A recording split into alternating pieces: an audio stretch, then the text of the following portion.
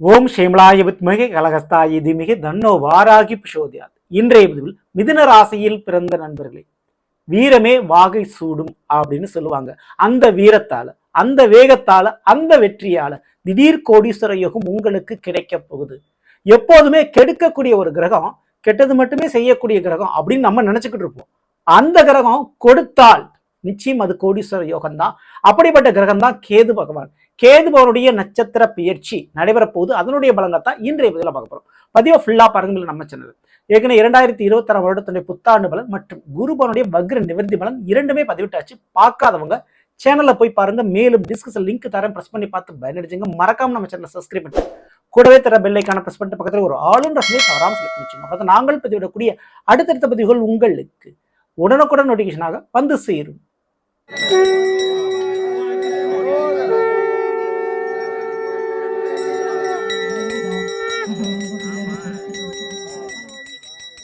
சிவமயமாக தெரிகிறதே, சிந்தையில் சிவயோகம் வருகிறதே.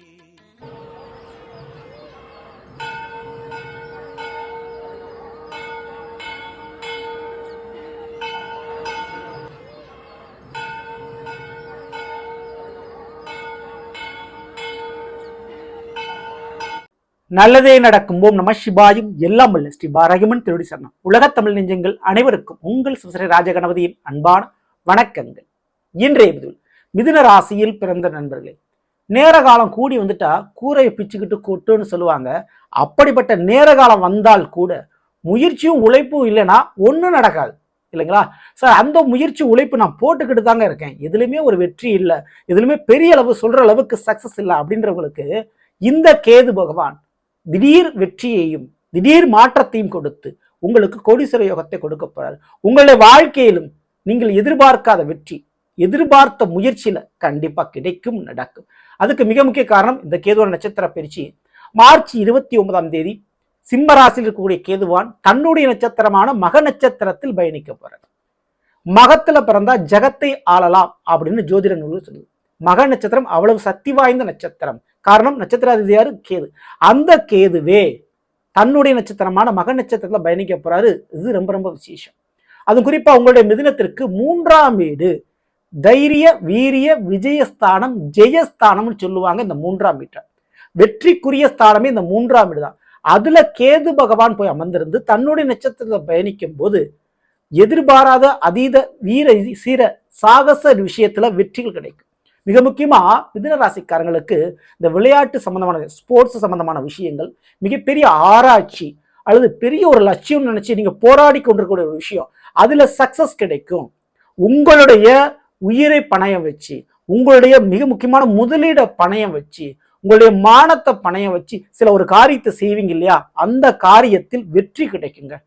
சரிங்களா? ஸோ கொஞ்சம் ரிஸ்க், அதாவது கர்ணம் தப்புனா மரணம் சொல்லுவாங்க, அந்த அளவுக்கு ஒரு ரிஸ்க் எடுத்துக்கிட்டு இருப்பீங்க. அதுல வெற்றி கிடைக்குமா கிடைக்காதா அப்படின்னு தவிச்சிட்டு இருப்பீங்க. அந்த வெற்றி இப்ப கிடைக்கும். மிக முக்கியமா வெளிநாடு யோகங்கள் மற்றும் ஷேர் மார்க்கெட்ல பெரிய லாபங்கள் கிடைப்பது, ஒரு பொருள் விற்பனையில பெரிய லாபம் பார்க்கறது, ஒரு ரியல் எஸ்டேட்ல பெரிய லாபம் பார்க்கறது கண்டிப்பா கிடைக்க போகுது, நடக்க போகுது. அதே போல வாழ்க்கை துணையின் வழியில் வருமானம் அல்லது சொத்து போன்ற காரியங்கள் உங்களுக்கு கிடைக்க போகுது. ஓகேங்களா?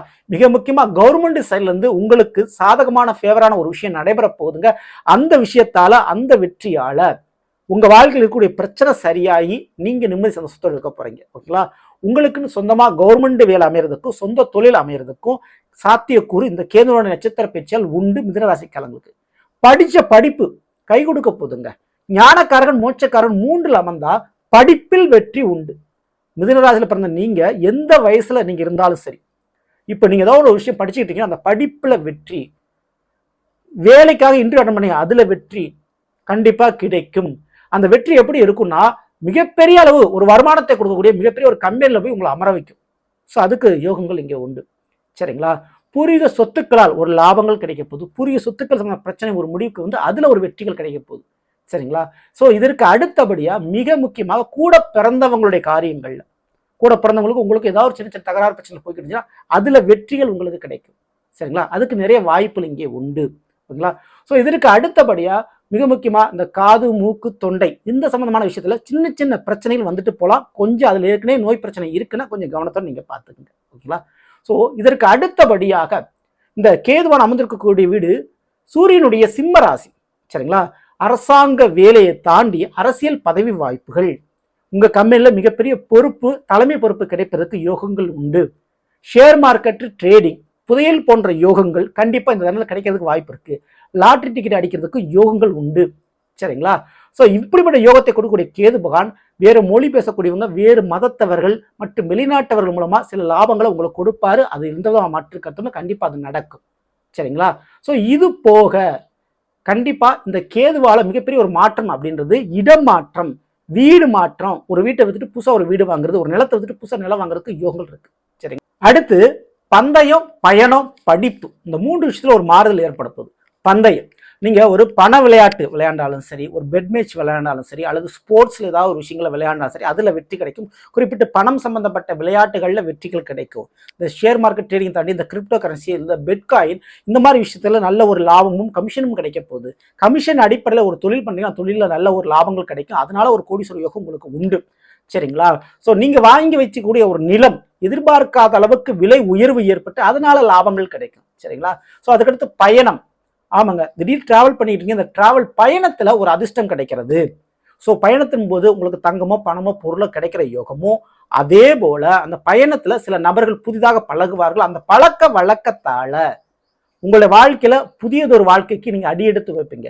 உங்க வாழ்க்கையை தலைகீழாக மாற்றக்கூடிய பழக்க வழக்கங்கள் டிராவல் பண்ணும்போது பயணத்தால உங்களுக்கு கிடைக்கும். சரிங்களா? வெளி இடங்கள்ல, வெளி மாநிலங்கள்ல டிராவல் பண்ணும்போது அந்த பயணங்கள்ல அந்த மாதிரி பழக்க வழக்கங்கள் கிடைக்கும். பெரிய பெரிய அதிகார பதவியில் இருக்கக்கூடியவருடைய அந்தஸ்தில் இருக்கக்கூடிய பழக்க வழக்கங்கள் மிதுன ராசிக்காரங்களுக்கு கிடைக்கும். இதுக்கு அடுத்தபடியா சிற்றின்ப யோகங்கள் உண்டு.